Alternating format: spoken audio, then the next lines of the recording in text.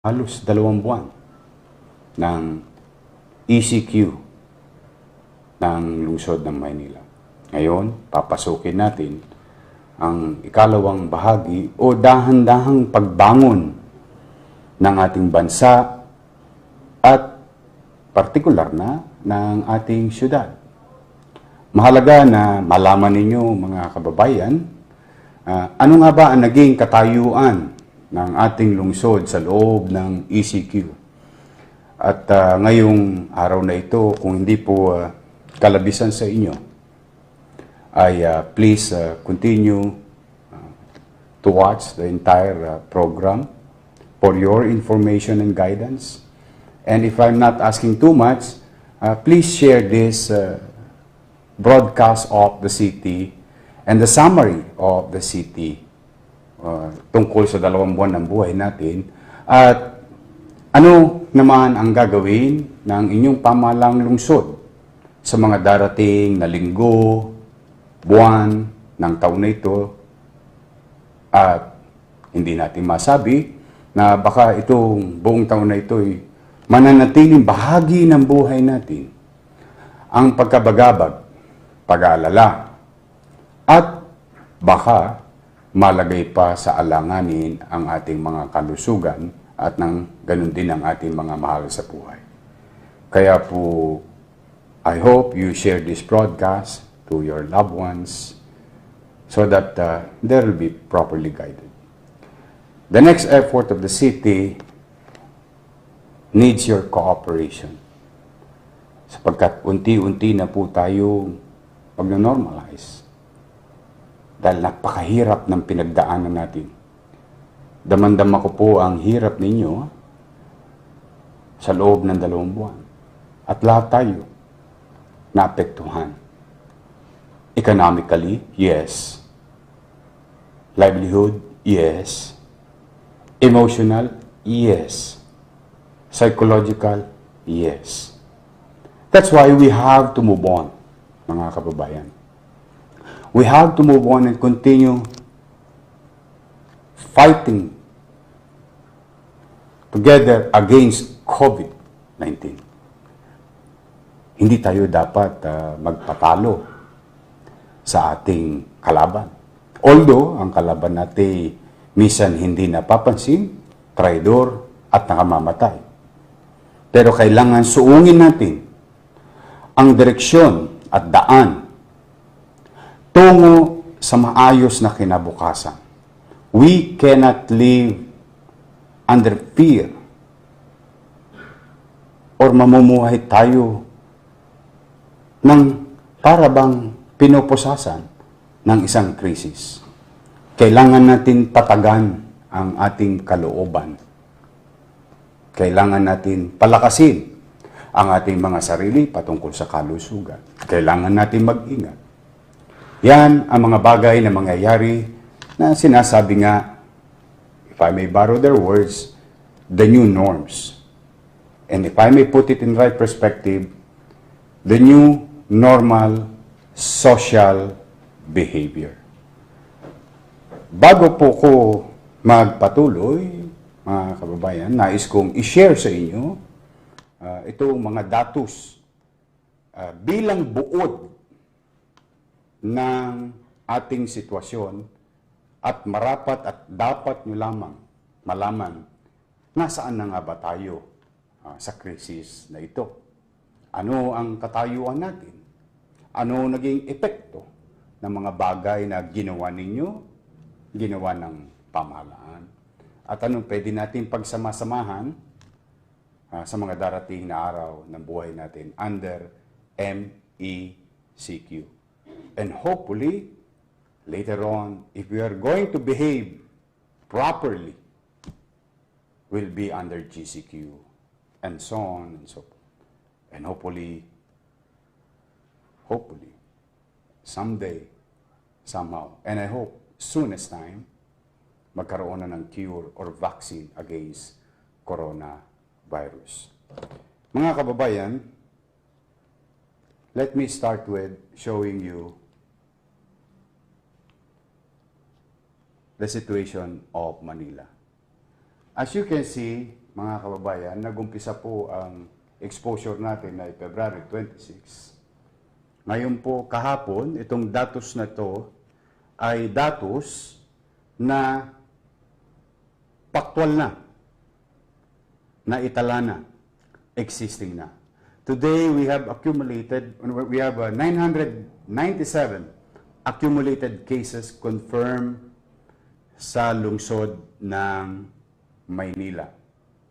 At makikita ninyo mga kababayan, and I hope you're watching this particular slide because makikita ninyo erratic po yung ating graph.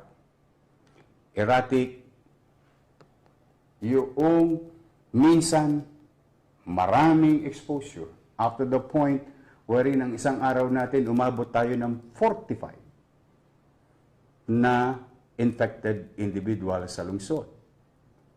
Kung isa naman ay isa lamang, 3 lamang, 5.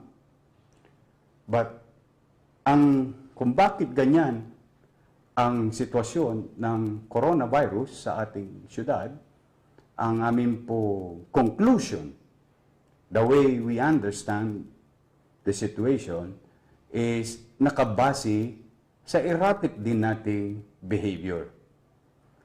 So, ibig po sabihin, mga kababayan, kapag tayo ay patuloy na hindi nakikinig sa mga alituntunin, panawagan, dumarami ang kaso ng pagkahawa-hawa. At kapag nagtitino naman ang mga komunidad, ay bumababa ang pagkakahawa-hawa. So, I hope we can learn our lessons well with this graph in the next coming days and weeks and months of our lives. Ayan po, mga kababayan.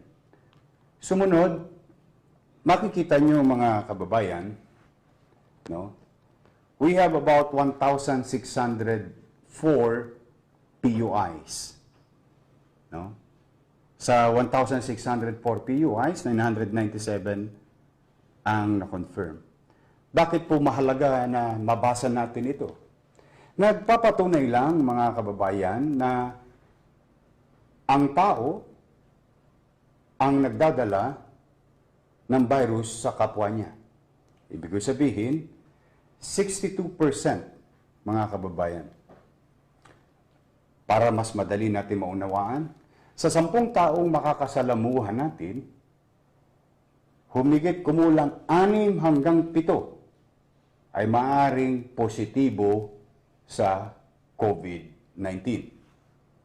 So, ibig sabihin, mga kababayan, malaki ang tsansa na mahawa tayo kapag tayo ay hindi nag-ingat or hindi tayo nakinig sa panawagan ng national government at local government with regard to social distancing or physical distancing. So, hindi po siya garantiya na ikay mahawa na.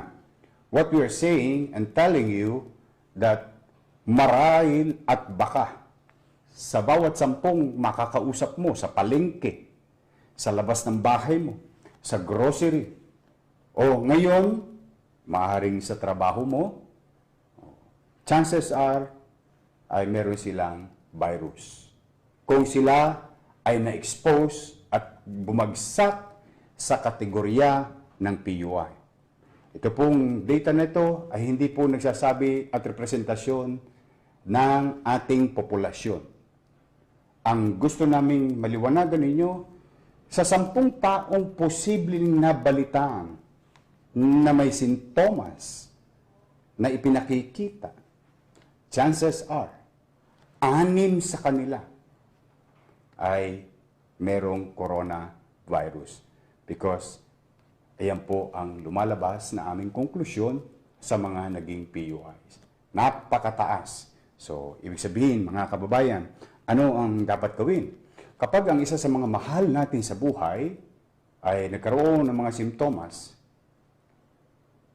mas maagap, mas madali ninyong ipaalam sa kinaukulan, in this case, Manila Health Department. Mas mabilis natin silang makokontrol, makocontain, ma-isolate at mabigyan ng medical needs na kakailanganin nila. Kaysa sa kabaligtarang ikikipit balikat na lang natin ang sitwasyon at hayaan muna nating lumabas ang mas marami pang sintomas bago natin masabi at pumunta sa mga medical institution. Hindi po. Mas maagap, mas mabilis, mas maganda para sa iyo bilang PUI at mas maganda para sa iyong mga mahal sa buhay, kaibigan at kasama sa komunidad. Napakataas po ng probabilidad na ang isang PUI ay maaaring may COVID-19. In this case, more or less about 6 out of 10 person. Yan po. Importante pong you take note of this data. No? Yan po ang aming conclusion dyan. Sumunod, makikita nyo po sa screen, sa out of 997, meron na po tayong 163 recoveries, 89 deaths.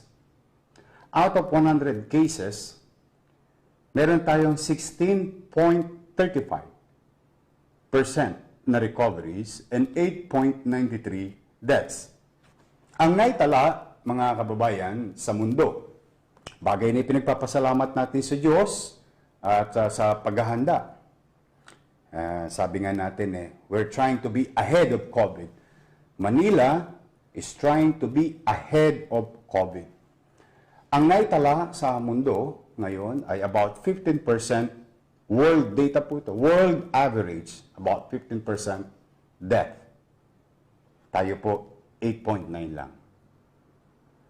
At ang naitala sa mundo na recoveries is about an average of 15%. Tayo naman po ay above the average, 16.35.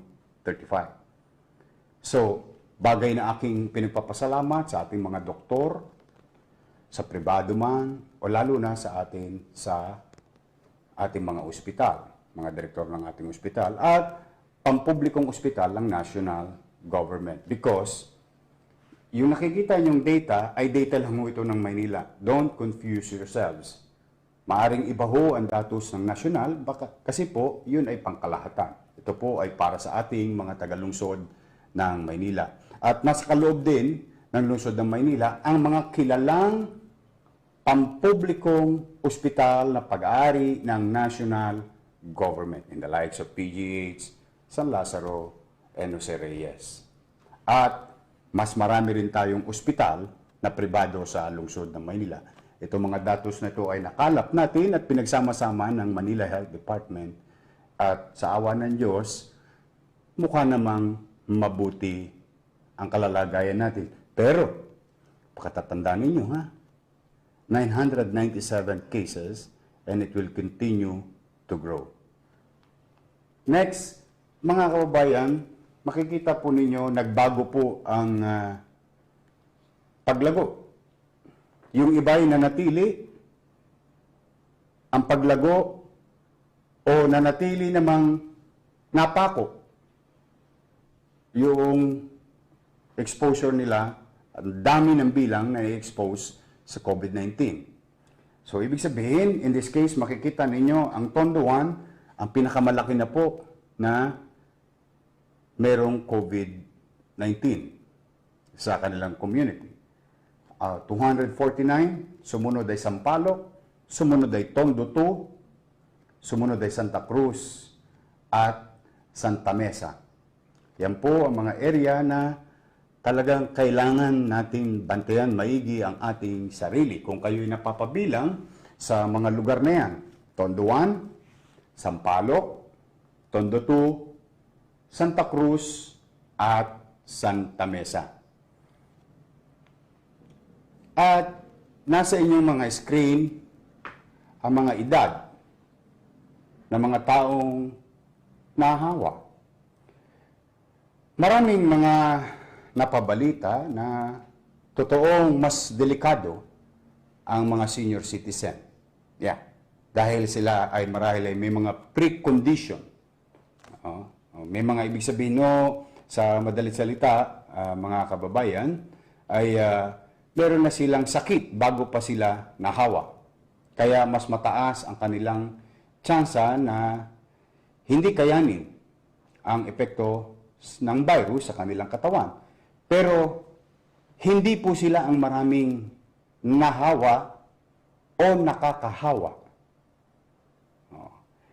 Kasi po, mapapansin ninyo sa inyong mga screen, lahat ng may edad na 18 hanggang 39, no? Sila po ang portion na may pinakamalaking exposure sa COVID-19. Wala pong pinagkaiba halos sa babae. Sa babae, 499 ang infected, sa lalaki, 498. Pero, pag pinaghati-hati natin o bracket ang edad ng mga na-expose na tao, malaking bahagi ng 997 ay nasa edad na 18 to 39. Bakit ganoon? Di ho ba, kung sa normal nating iisipin sa tumatakbo mga literature, mga nangyayari sa iba't ibang mundo, dapat yung mga matatanda. Lumalabas, mga kababayan, lumalabas dito sa lungsod ng Maynila na ang nagdadala ng virus sa loob ng bahay ay ang mga taong mahilig lumabas ng bahay kahit ECQ. Kasi makikita ninyo sa aming datos, sa kapulisyahan, ang mga nahuhuli na lumalabag sa curfew, mga nahuhuling lumalabag sa inuman, no? Party-party, bingo-bingo, boxing-boxing, ay nasa edad na 18 hanggang 39. So, madalit salita, mga kababayan, ang konklusyon ay yung ating mga lolo't lola, mga nanay at tatay, mas behave sila sa loob ng bahay, mas lalo silang nasa loob ng bahay, sapagkat ang mga nabigyan ng ECQ pass, no? Ayan, ha? Para pagkaroon tayo ng visual sa mga datos na yan, ay yung mga edad na 18 hanggang 39. Sila ang lumalabas ng bahay sa kadahilan ng mahalagang bagay at yung iba naman walang kapararakan. No? At pagbalik nila, chances are, nahahawa nila ang kanilang mga nanay, tatay, lolo at lola. So, ibig sabihin, ang conclusion dito, mga kababayan, yung mga 18 hanggang 39 na kayo rin ang unang magbebenepisyo, malaking porsyento ng 18 hanggang 39 sa bahagi ng ating syudad na mamamayan ay magbebenepisyo sa MECQ because sila yung working age. Malaking portion ng working class, working group ay 18 to 39. Kaya ang aming pong konklusyon, kami nananawagan, kayong mga magtatrabaho na under MECQ, mas lalo kayong mag-ingat. Ngayon, marami bang namamatay sa edad na 18 at 39? Hindi naman po. Kabaligtaran naman. Babalik tayo sa lumang datos. Mas maraming naapektuhan na mga lolo't lola natin, mga nanay at tatay natin na may edad na. Pero chances are, hindi po sila ang unang nahawa at maihawa sa kanilang pamilya sapagkat bihira po silang lumalabas. Ang mga batang o edad na 18-39 hanggang 39, ito yung mga taong bumibili ng pagkain, nakikipag-socialize sa ibang tao.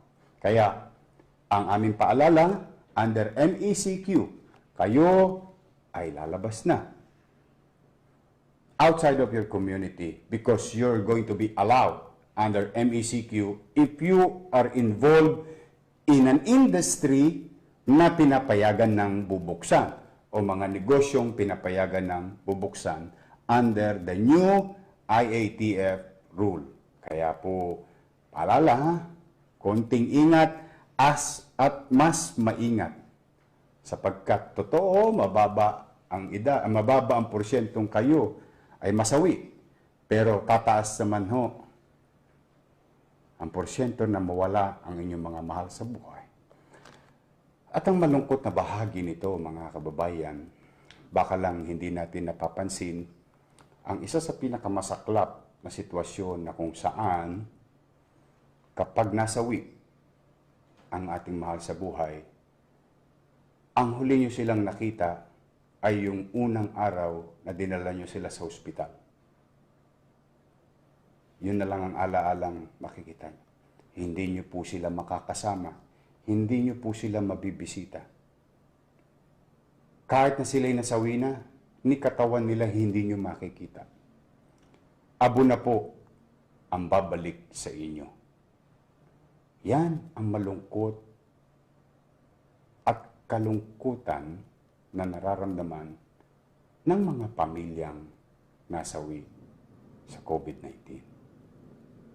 So if you really love your parents, please take extra care and discipline because umaasa tayo na mapaligayan natin sila sa mga huling sandali man lamang nila dito sa mundo. Pero lahat ng iyan ay mababaliwala kung kayo ay magiging pariwara. Sumunod, mga kababayan, ano naman ang mga nangyari na at ginawa ng inyong pamahalaang lungsod sa simula ng ating sitwasyon? As you can see, mga kababayan, we started with February 8. Naglabas tayo ng EO creating immediately the Task Force Against COVID-19. At binuo natin agad yan at nakapagbuo tayo kagad ng plano at nakapaglabas pa tayo ng iba't ibang mga executive order ng March 11, March 12, March 18, 28, 13 April, 21 April, and 29 April. As you can see, the timeline of executive actions na ginawa ng inyong pamahalaang lungsod. At ito naman ang hiningi natin sa Konseho ng Manila to address and fulfill our Manila Code COVID-19 Plan. Nangailangan po tayo ng mga bagay na kakailanganin natin para tustusan ang ating mga pagamutan, palakasin, at bigyan ng suporta ang ating mga frontliners. At dahil dyan, nakagawa tayo ng mga maliliit na kaparaanan upang maibsan, matugunan kahit papaano ang mga pangangailangan ng ating mga kababayan. Maalala ninyo, noong March 16, nagpapasa tayo ng ordinansa kung saan lahat ng empleyado mabigyan ng konting benepisyo. April 5, pinasa po natin 591 million. Ito po yung Ordinance 8625, kung saan ay makapagbigay man ng 1,000 pesos sa 591,000 families. At yan po'y lumobo sapagkat nakisuyo po ang inyong mga barangay chairman do sa mga naiwan.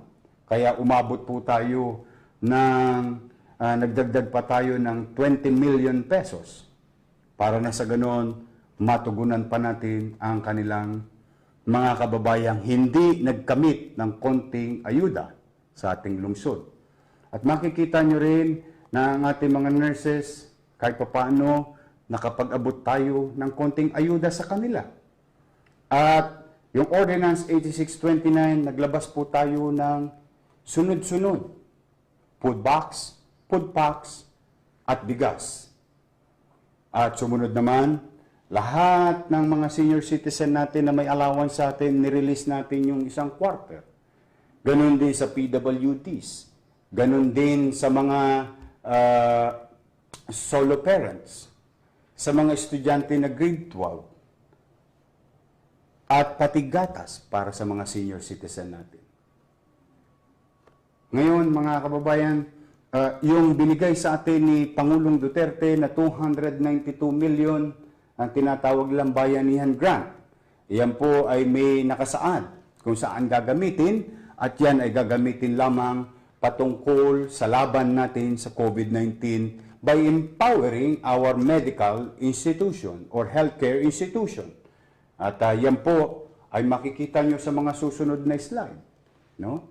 At nag-appropriate tayo under Ordinance 8642 para magtatag ng mga quarantine facilities at infectious disease control center. Makikita po ninyo mga kababayan, the City of Manila is the only local government unit who is ahead of time bago magkaroon ng outbreak. At pinalad po ko na makapunta sa Europa at makausap ko ang bahagi ng pamahalang Britanya at ng kanilang mga espesyalista at nakakuha tayo ng mga what we call good practices, and immediately we adopted it here. At nakakapagtatag tayo ng Manila Infectious Disease Control Center sa Santa Ana Hospital bago pa magkaroon ng outbreak. Nagumpisa po siya noong March 17. Nakapagtatag tayo ng 14 na kwarto.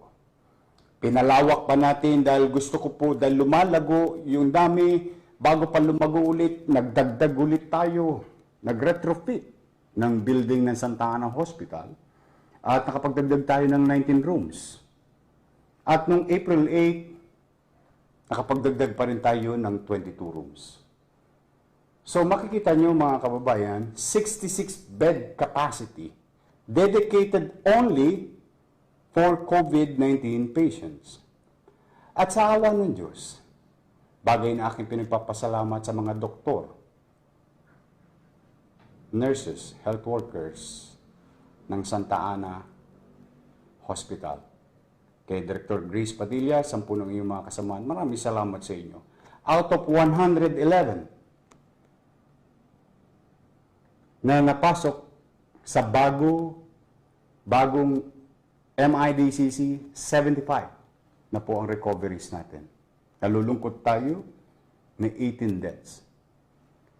So nakakatuwang isipin na kahit na bago pa lang ang pasilidad natin dahil sa mga professional na frontliners, mas marami tayong nailigtas na mga kababayan nating tagalungsod. In fact, mga kababayan, on the side lang, and let me share you this story sa Santa Ana Hospital. And I hope some of you who are watching na mayroong kinakaharap na sitwasyon, particular sa COVID. Huwag kayong mawawalan ng pag-asa. Meron po kaming isang matandang pasyente at siya po ang pinakamatagal naming pasyente. 44 days. 2 beses tinubuhan. COVID-19 positive. Through perseverance, persistence, and consistency, and professional help of Santa Ana Hospital frontliners, siya po gumaling. So there is hope. There is chance. No? At sumunod mga kababayan, nagtatag tayo ng Manila Emergency Hotline through the leadership of Dr. Pox Pangan ng Manila Health Department, kung saan dito pwedeng tumawag for emergency cases. At kung dito pwede magkonsulta sapagkat inilunsad po natin yung ating health survey na aking pinakiusap sa inyo na kayo mag-participate. At marami sa mga individual na sumagot dyan ay galing po dito. Mga doctors and nurses, professionals na tumatawag at para matugunan agad ang ating mga kababayan na nangangailangan ng tulong na sumali sa ating health survey. Sumunod, nagtatago tayo ng mga quarantine facilities. As you all know, unang-una natin na itatag ay Delpan quarantine facilities. About 45 to 40 bed capacity ang Delpan. From evacuation site, kinonvert natin to quarantine facilities. The reason behind is for immediately to isolate. No? Because that's the key. That's what we have learned. Doon sa nasabi kong bansa, na kailangan ma-isolate agad natin yung PUI at ma-test swab ka agad siya at wag muna siyang iuwi hanggat hindi lumalabas ang kanyang result sa test swabbing. At hindi po nagtapos dyan dahil baka lumaki. Ay nakausap po natin, nakatulong natin ang JCI Manila. Noong isang araw po, na-launch na natin yung Araulio High School Quarantine Facilities. Katulong natin ang JCI Manila at ang Division of City School kay sila Dr. Lim and the Division of City School family. Thank you very much. At napakahalaga ng quarantine facilities, mga kababayan. Because I cannot allow, and hopefully, sana nga, wag mangyari, na ang isang ma-miss natin, yung isang tao, na malagay sa alanganin yung kanyang pamilya. Dala ng wala tayong pasilidad. That's why we always wanted, lagi namin gusto na maging ahead lagi tayo sa COVID-19. At tayo po ay bumili ng dalawang mobile x-ray, analog mobile x-ray, sapagkat yung mga pasyente ng COVID, kailangan silang x-ray, ayoko silang bumababa pa sa 10th floor o sa 9th floor para mag-x-ray. Yung x-ray mismo ang dadali natin sa kanilang kwarto. At hindi po dyan nagtapos. Kung mapapansin nyo at maalala nyo a few minutes ago, sinabi ko sa inyo na tayo ay nagkamit ng 292 million galing sa national government through the effort of President Duterte.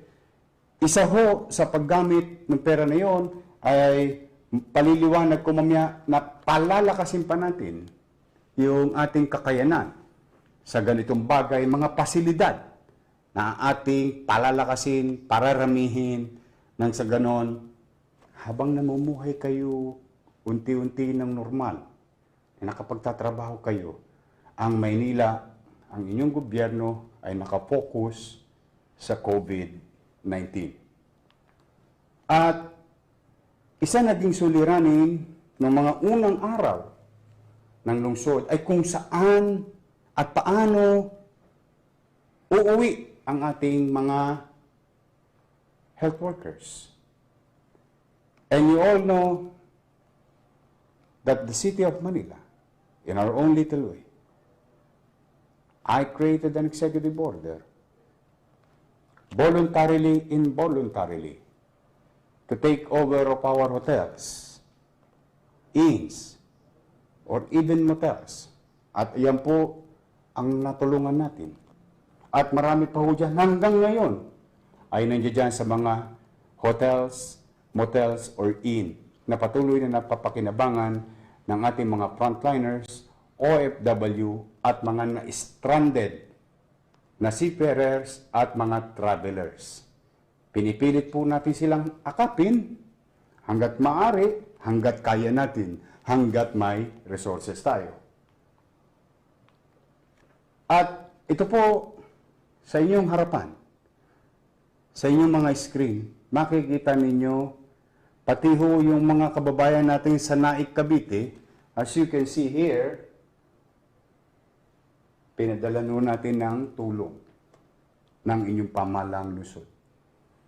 So, this is our small effort in mitigating the socio-economic effect of COVID-19 in our lives. Unti-unti, para lang may mapagharimunan tayo sapagkat ibang uri po ang Maynila. Katulad ho ng Quezon City, napakalaki. Kami pong Quezon City at Manila ay talaga pong pareho kaming malaki in terms of population. In fact, mas malaki na nga ang populasyon ng Quezon City. Ang Maynila ay nasa 2 milyon na po mahigit. Biruin po ninyo, umabot tayo ng 607,586 on a regular distribution of any sort and form of ayuda na galing sa lokal na pamahalaan. Ang targeted based on our existing data With regard to the PCA data of 2015, ang Maynila ay nasa about 350,000 families. But it turned out, during this crisis, umabot tayo ng 607. At ako'y naniniwala na meron pang mga na-miss. Mga hindi na isama ng ilang barangay official. Kaya kung maalala nyo nung isang gabi, ika-peak trans na natin, hinahabol pa natin yung kulang natin sa senior citizen kasi natagpuan natin sila. Kasi yung ibang mga barangay official, ipinakiusap din sila. Mga hindi nagkamit ng konting tulong sa pamahalang lungsod, mapaggatas man o salapi na konting pang-ayuda sa ating mga kababayan. Kaya marahil ay patuloy yan lalaki, mga kababayan. But, as I have told you, gagawa po kami ng paraan. Hindi po kami titigil. Hindi po namin kayo iiwan. At isa sa mga bago at mas agresibong ginagawa ng inyong pamahalaang lungsod ay bukod sa tayo ay may pinakamalaking kapasidad ngayon, hindi po sa pagbubuhat ng bangko, mga kababayan kong taga-lungsod ng Maynila. Tayo po ay umaabot hanggang 300 or minimum of 250 a day, maximum of 500 na swab testing galing sa PCR or yung gold standard na ginagawa ng DOH. Ang partner natin dyan, PGH, DOH, at mga pribadong sektor. Pinalalakas po natin ang test swabbing sapagkat inilunsad po natin yung mas agresibong pamamaraan na hanapin, tuntunin, at agapang bigyan ng medical attention ang mga posibleng positibo na hindi pa nila alam through rapid testing kit.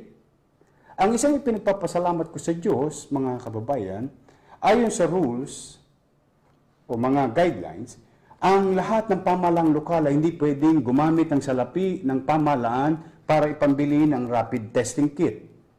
The only way we can spend for testing is the DOH standard, which is test swabbing. Bagay na pinagpapasalamat ko sa Diyos sapagkat umulan po ng donation sa lungsod ng Maynila. In fact, as we speak, we still about 40,000 testing kits. But as you can see in your screen, mga kababayan, meron na tayong ginawang 24,832 na rapid testing. Iyan pong 24,832 ay 24,000 din na individual. Saan? Sa mga area ay pinakita ko sa inyo kanina, kung saan may mataas ang exposure, mas malakas ang approach ng inyong pamahalaang lungsod na hanapin, tuntunin, agapan, at i-isolate. Kaya po, makikita ninyo kung saan magtutugma yung kulay gold na line at kulay blue na line, makikita nyo sa bandang ibaba, yung tinatawag na confirmatory test. Nakapag-conduct po tayo ng 1,533. Ibig sabihin, out of 24,832, meron na po tayong 1,533 na nagpositibo, whether they are IgM or IgG. But be that as it may, mga kababayan, huwag ho kayong masyadong mag-alala kung kayo'y magpopositibo sa rapid testing kit. Ang pinakamabisa niyo pong gawin, mga kababayan, ay magpahinga, mailagay kayo sa quarantine facilities namin, at itest namin kayo sa swab. Sapagkat sa akin pong maliit na kaalaman, ay dito natin mapapasikip unti-unti ang mundo ni COVID. Sapagkat hanggat wala pong lumalabas na test swabbing sa inyo, yung mga nakumpirma na sila ay nagpositibo sa rapid testing kit, ay hindi pa yan factual. Pero, ang tawag ko namin dyan, to be safe, to be conservative, may probability ka na. May posible ka na.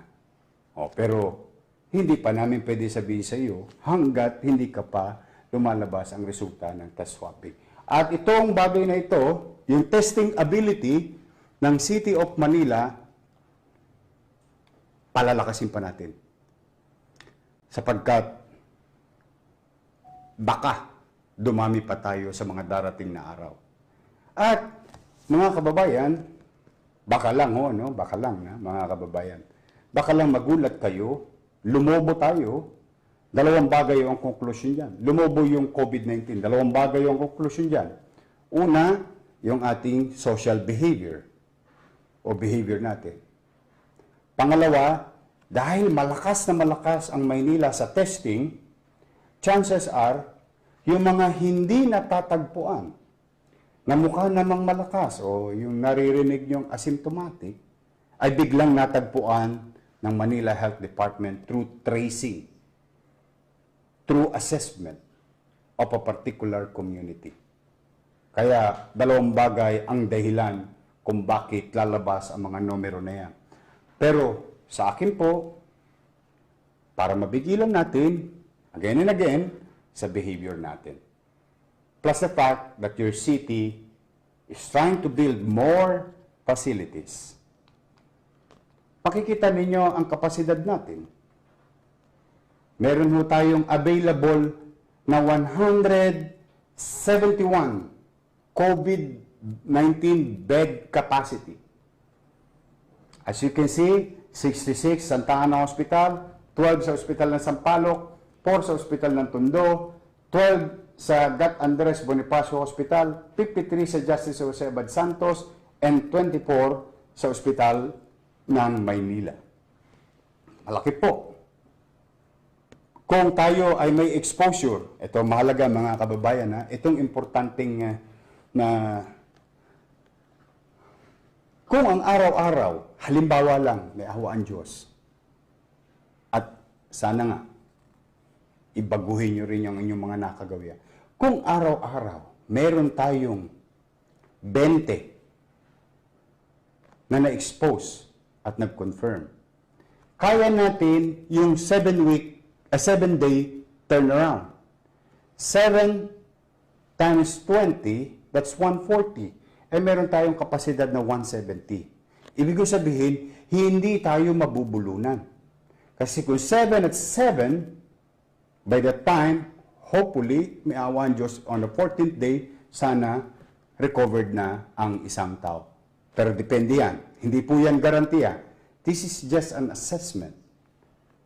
So that we will know what more o ano pa ang dapat nating gawin para yung numero ni COVID, yung exposure natin, ay kaya pang akapin ng kakayanan ng pamalang lungsod. But for now, we're okay. But I don't know kung tayo ba'y magiging behave in the coming weeks and months of our social life or normal life or daily lives, mga kababayan. But so far, we're still ahead of COVID with regard to preparation, physical and literal strengthening of our health facility, and the capacity to address such crisis so far. So far. May awa ang Diyos. At ano ang mga gagawin natin sa mga darating na araw? Ito na po ang mga bagay bilang paghahanda. Just to be safe, for the sake of argument and conversation, mga kababayan. Kung sakali na nagpabaya kayo, kung sakali na lumaki ang exposure natin sa COVID, kailangan ko po silang i-isolate. Because our drive, our direction in the coming weeks and months of this year is test, test, test. Isolate, isolate, isolate. Care, care, care. tulungan, bigyan ng agarang medical attention. We need to isolate those people as soon as possible. Where are we going to put them? Sa bahay, na maaari ma-expose din ng kanyang mahal sa buhay? Sa komunidad? Or better be, na ang pamahalang lungsod ay magtatag. Ang pangarap ng inyong lingkod, ng inyong pamahalang lungsod, ay magtatag ng humigit kumulang 400 bed capacity. And as you can see in the picture, as we speak, before today is the MECQ. Even though we are under ECQ, your city government thought of ahead of time to build more capacity to isolate people like Delpan Quarantine Facility, like Araullo Quarantine Facility. Ayan po, magtatatag tayo sa Bacood, sa San Andres, sa Dapitan, P. Gomez, Arellano, Tondo Sports Complex, Tondo High School, Tipaes, Del Pilar, at Patricia Sports Complex. Ang lahat ng yan ay nakapaloob sa bawat distrito. Because I want every district, I want every community with a particular radius must have a quarantine facility para po sa inyo. At patuloy natin palalakasin yung ating tracing, testing capabilities. As you can see, ang pinag-uusapan ngayon sa national government, gaano karami ang tracer group ng bawat local government unit. Our tracer team is composed of 63 teams with a number of person 3 to 5 teams, 3 to 5 person per team. Ganyan po kalakas at palalakasin pa natin. We will empower them with knowledge, protections, and all other needs so that we can trace as soon as possible ito mga posibleng na-expose, posibleng nahawa sa mga pasyente.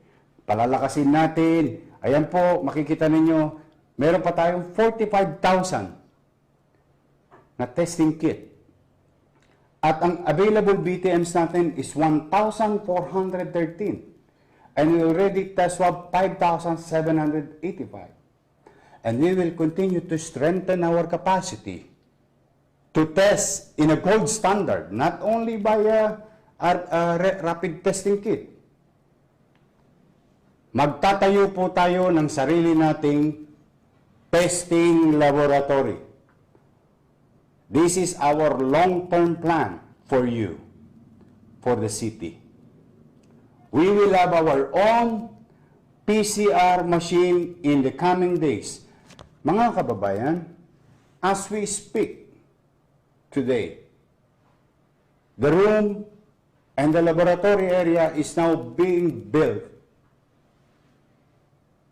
bilang paghahanda ng inyong pamahalang lungsod sa mga darating na buwan ng buhay natin na kabahagi natin si COVID-19. Habang tayo ay nakikipag-partner sa national government, sa mga private sectors, medical institution, tayo rin magtatayo ng sarili nating testing laboratory na ilalagak natin sa Santa Ana Hospital.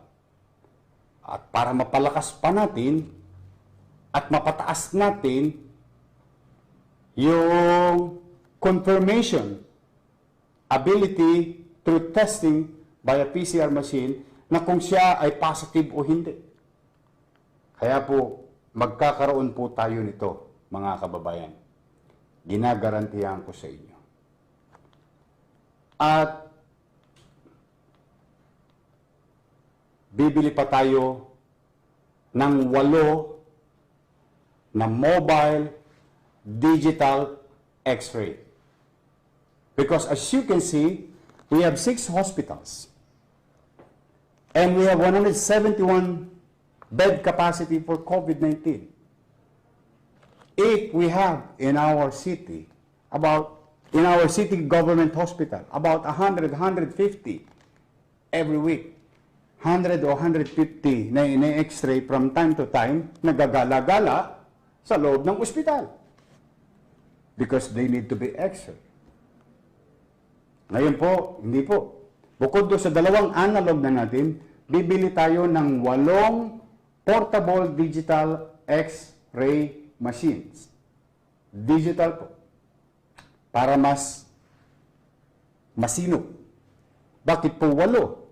6 lang po ang ating ospital. Opo.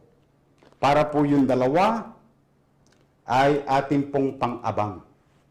Because if I am thinking, and I hope I'm wrong, if I am thinking that COVID-19 will be part of our lives for the next X number of months, for this year, or maybe until next year, until there is vaccine, madaming beses itong gagamitin. Ayaw ko in the middle of everything, nasira yung machine, wala tayong extra. I really wanted to prepare our city with this kind of equipment, facilities, to empower our medical institution and our frontliners in the health sectors.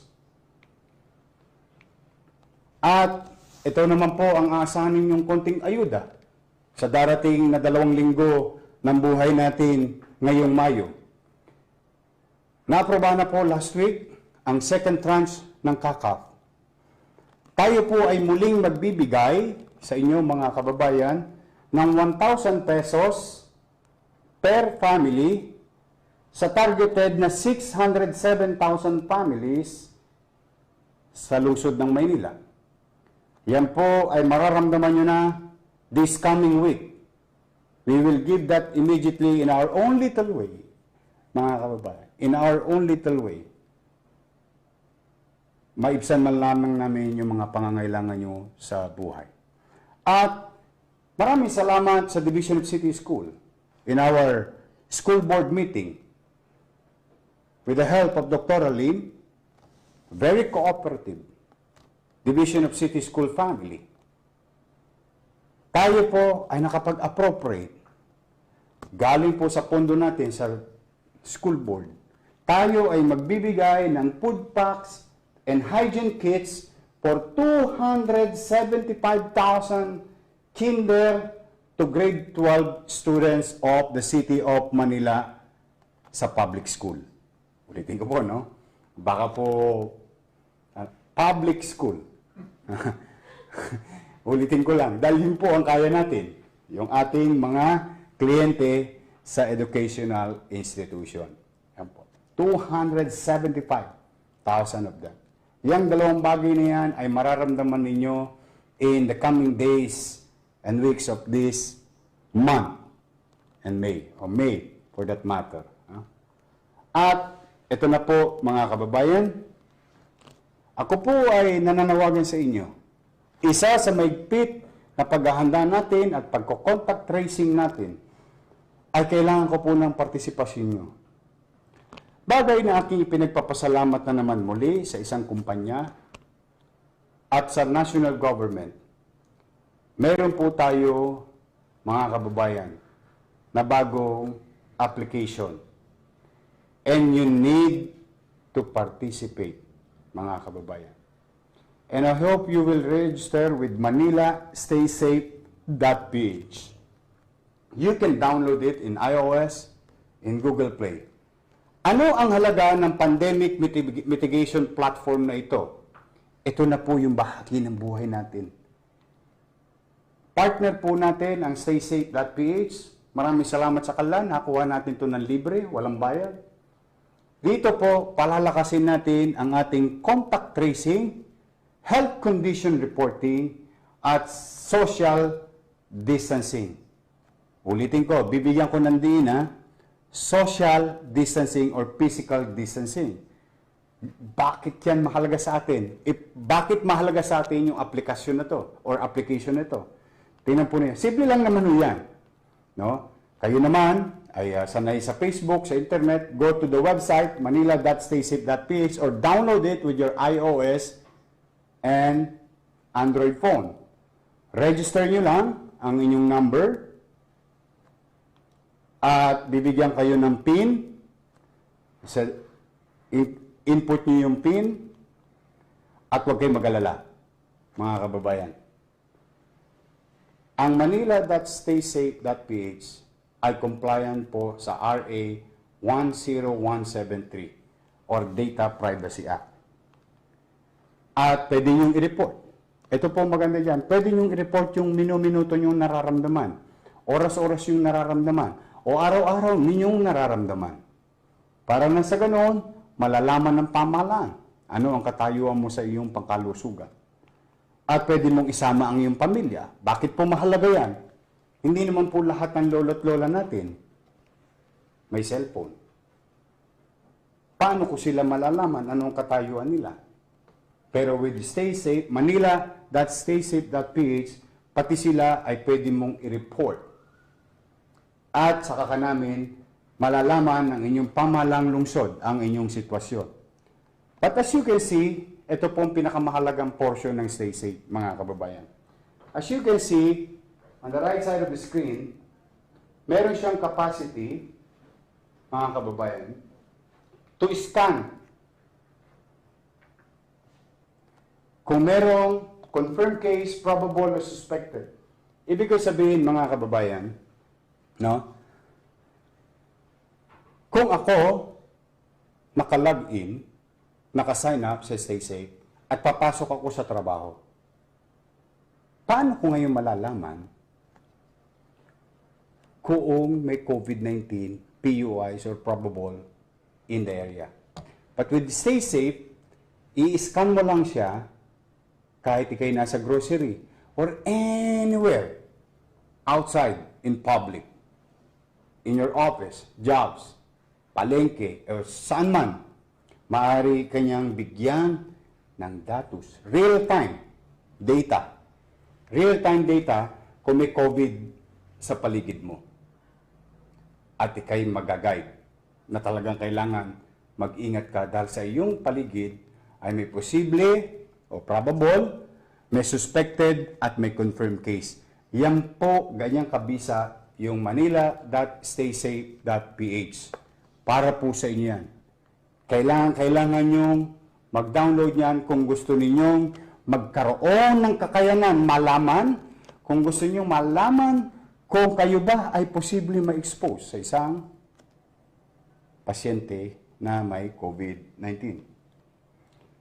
Kaya po, pagkatapos yung scan, sasabihin niya sa iyo na mayroong isang confirm, posible, may isang maapat na probable, posible o suspected within your about more or less 300 meters radius.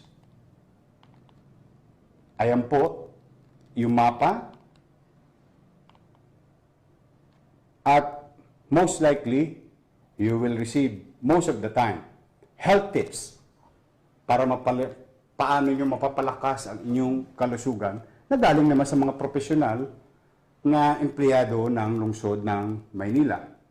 At malalaman namin at maaari namin kayong tugunan agad sa inyong sitwasyon.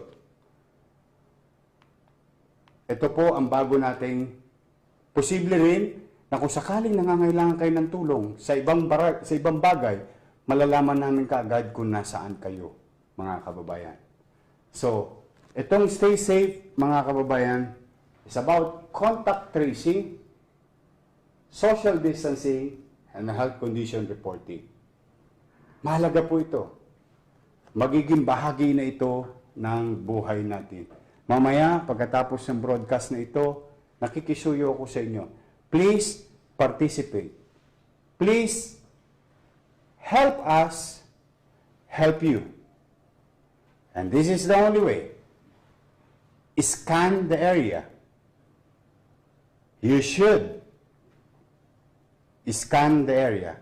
You should know kung ikaw ba ay na-endanger. Mahalaga po yun. Sa araw-araw na buhay natin under MECQ at mano pa pag tayo nasa GCQ na. So we are empowering you to know. We are empowering you to be informed. We are empowering you to decide as early as possible with advance notification of this application para sa ating buhay araw-araw. So, mga kababayan, isa sa mga kailangan, kaya kailangan meron ng trabaho, kailangan meron ng negosyo, isa sa pinakamahalagang bahagi ng gobyerno ay ang kakayanan niyang tustusin, tugunan ang pangangailangan ng tao. Mano pa ngayong krisis na ito? Kailangan salapin ng gobyerno para tugunan natin ang ating mga kakaraping suliranin sa darating na araw. At bilang paghahanda ng inyong pamalang lungsod, kasi baka naman mangyari, nagbabayad na kayo ng buwis, nahawa pa kayo sa City Hall. Baka naman tumutulong na kayo sa gobyerno, kayo pa'y naging biktima.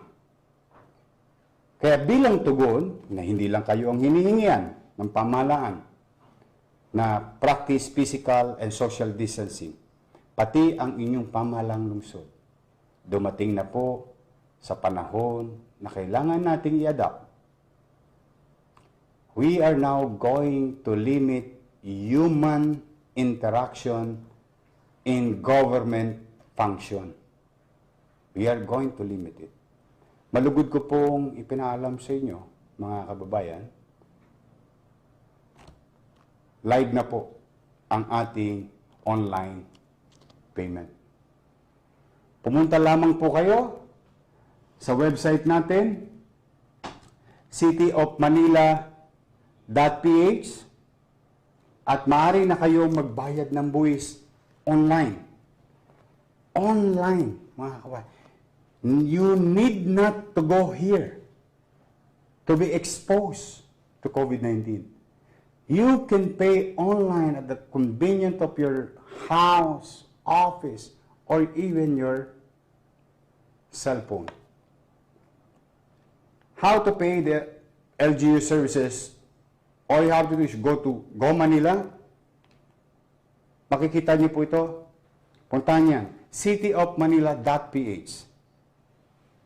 Or you can download the app sa iOS. Pagkatapos po, mag-register kayo. Simple-simple lang.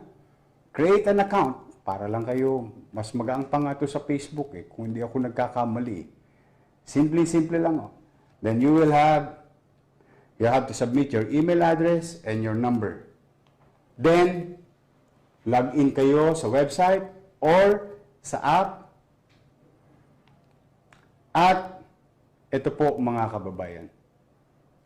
Makikita niyo po sa inyong mga screen, pwede na kayo magbayad ng amilyar, pwede na kayo mag-business tax, pati birth certificate niyo pwede na naming i-deliver. Sa ngayon, mga kababayan, dahil magpapasukan, ang nasa digital copy pa lang namin ay 1985 onwards. And we will continue to go 1984 backward. But for now, available na po yung 1985 na copy ng inyong birth certificate. Yung mga naghahanap ng trabaho, yung occupational permit, live na po yan. Palilimitahan natin ang palilimitahan at i-adapt natin ang technology in government transactions so that nagagawa mo ng obligasyon mo sa iyong pamahalang lungsod ng Maynila, nabubuhay at nagkakaroon ng kakayanan ng pamahalang lungsod ng Maynila upang tugdin ang kanyang mga tungkulin at makapagtatag ng mga programa. Ang partikular na, itong COVID-19 crisis natin. So we came up with an idea of a long-term plan in addressing physical and social distancing. That we can still run the government. We can continue to function efficiently. And you performing your responsibilities and duties to your local government. Pwede na kayo magbayad ng amilyar at business tax via online. Ulitin natin, no? cityofmanila.ph. At step 5, simple-simple. Pipili ka, pwede ka magbayad online, pwede ka magbayad through your credit card or debit card. Tabi mo yung iyong reference number or QR code. Secure yung proof of payment. Then that's it. Ganon kasimple. In a matter of 2-3 minutes, nakapagbayad ka na ng iyong buwis sa takdang panahon, hindi ka na na-traffic, hindi ka na na-COVID, or possibly mahawa sa COVID. Ayan po ang makikita ninyo sa Go Manila. So, iyan ang isa sa mga pamamaraan din natin na makapamuhay ng pinapractice natin ang ating mga sinasabi at hinihingi sa tao. Yung physical distancing. Mga kababayan, nais kong i-update kayo. Makikita nyo sa inyong screen ang mga bagong mga sintomas na maaari nyong ingatan. Kapag ito ay may mga meron kayo, sore throat or diarrhea, headache, fatigue, o yung paninikip ng dibdib, pagod, dry cough, runny nose, fever, o lagnat, no? Ay magpakonsulta po kayo agad. We're just reminding you, baka lang nakakaligtaan ninyo, baka lang nakakalimutan natin, hindi na natin napapansin. Ito po ang mga sintomas ngayon na ayon sa mga espesyalista. We're just sharing it to you, mga kababayan. Now, bilang panghuli, mga kababayan, gusto natin magtagumpay sa laban natin ito. At sa kagustuhan natin magtagumpay, gusto rin natin kayo'y makapamuhay ng normal. Dahil unti-unti na tayong babalik sa normal na gawain natin. But, yung normal na yan ay bahagi natin ang COVID-19 sa buhay natin. So, araw-araw, makakagawa at maaring mahawa o ma-infection tayo. Malalagay tayo sa alanganin. And, kung hindi kalabisan sa inyo, kung wala kayong bagay na importanteng gagawin sa labas, ng bahay, please stay home. Practice this. Stay home as much as possible. Pag kayo naman nasa labas, keep a safe distance or practice physical distance at all times. Wash your hands often with antibacterial soap or kung may alcohol, mas maganda. Ito pong cover. Ito po yung sinasabi natin na you have to cover your mouth. Always wear mask inside or outside of your, or if you are in a public place. Please always cover your mouth when you sneeze. Cover your mouth kapag umuubo kayo. At wear mask at all time, especially in public places. At kung sakali, no, kayo nagkasakit, huwag na kayo magkonsulta sa nanay ninyo. Huwag na kayo magkonsulta kung kani-kanino. Tumawag agad kayo sa ating health authorities immediately. Dahil kung nakararamdam ka, mga kababayan, tingnan po ninyo, no? Kung nakararamdam ka, kung kayo naman nasa hustong gulang, nakararamdam ka ng posibleng sintomas ng COVID, at kinausap mo muna yung mga mahal mo sa buhay, chances are, kung ikay nagpositibo, PUI na sila. Kasi nagkaroon kayo ng interaction. Kaya ang pinakamabisa, kung ikay nasa hustong gulang, nakararamdam ka ng sintomas, takbo ka agad o tawag ka agad sa mga health authorities. In our case, MHD, no? Manila Health Department. So, mga kababayan, so far, yan po ang nangyari sa sitwasyon natin sa loob ng February 26 hanggang May 15. At ano naman ang nagawa na ng inyong pamahalang lungsod simula February 26 hanggang May 15. Ngayon, bagong kabanata ng buhay natin, May 16 onwards. For this time, May 16 to 31, MECQ. At maaring ma-extend o maaring mag-iba o baka maaring mabalik tayo sa ECQ. At nakita nyo rin kung saan patungo, kung saan ang direksyon, at paano kakaharapin ang inyong pamahalang lungsod ang krisis na ating nararanasan sa ating komunidad.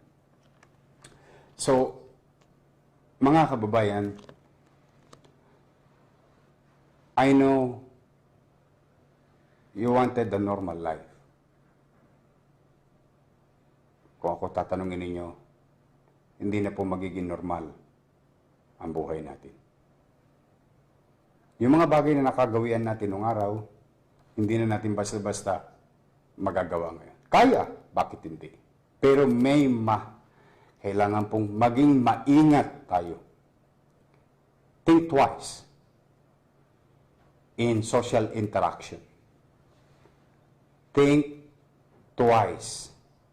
If possible, thrice. Don't gamble yourselves. Matakot po kayo, nakamamatay po ang COVID-19. Walang pinipiling katayuan sa ating pamayanan ang COVID-19. Mahirap pa sa dilang mahirap, middle class o mayaman. Sikat, hindi sikat. May kapangyarihan o wala. Bata, middle age, or matanda. Delikado ang ating sitwasyon. At umasa kayo sa maliit naming kaparaanan bilang inyong pamahalang lungsod. Magbubuti po kami. Tutok din namin ang aming tungkulin sa inyo. Gagampanan po namin ang aming obligasyon. Meron lang akong isang hinihingi, mga kababayan. Please cooperate.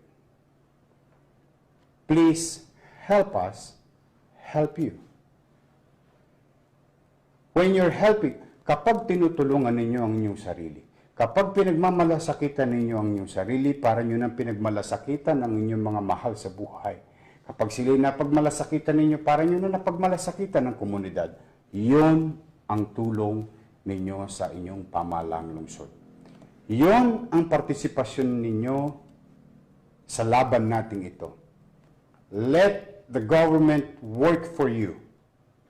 And I hope you work also protecting yourselves and helping the government to be successful in fighting COVID-19 virus crisis sa ating syudad, sa ating bansa, at sa buong mundo.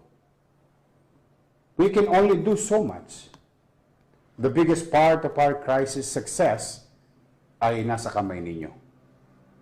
Sa mga pag-uugali ninyo. Sa mga gagawin ninyo. Please, ako po'y nakikisuyo. Let's adapt to the new normal social behavior. And if I may share to you again and again what Einstein said. Don't expect different things will come to you tomorrow if what you did today is the same as yesterday. You will have the same result. Huwag tayong aasa. Isang araw mawawala na lang si COVID-19 nang wala naman tayong ginagawang kakaiba. Dahil kung ano ang ginawa natin ngayon ay tulad din ng ginawa natin kahapon, pareho lang na resulta natin bukas. Kaya kung gusto natin magkaroon ng ibang resulta, kailangan gumawa tayo ng mga kakaibang bagay. And this is now our position. This is now our pakiusap sa inyo. Pakisuyo sa inyo. We have to participate. We have to practice self-discipline, self-love, self-care, compassion, and understanding. So muli, mga kababayan, and I hope to see you in the next broadcast of ours. Sa mga araw-araw, hindi po kami titigil ng pag-update sa inyo. Ito po ang inyong lingkod, ang inyong alkalde, Isko Moreno, hoping na bigyan namin kayo ng buod or summary ng mga sitwasyon nagaganap at magaganap sa ating lungsod. And if I'm not asking too much, please, again and again, ako po ay nakikisuyo sa inyo na ipagdasal natin. Ang hindi kaya ng tao ay kaya ng Diyos. Sabi nga sa kasabihang Ingles, do your best and God will take care of the rest. At ako'y naniniwala na mayroon pang mas makapangyarihan sa mayor, senador, vice president, president. What we need sometimes is divine intervention. And I hope I'm not asking too much. In whatever way, please pray for our city, our country, our world. At sana nga, makaraos na po tayo. So muli, mga kababayan, mag-iingat po kayo. Magbubuti naman po kami. Maraming salamat po at pagpalain nawa kayo ng poong may kapal. Thank you. Manila, God first.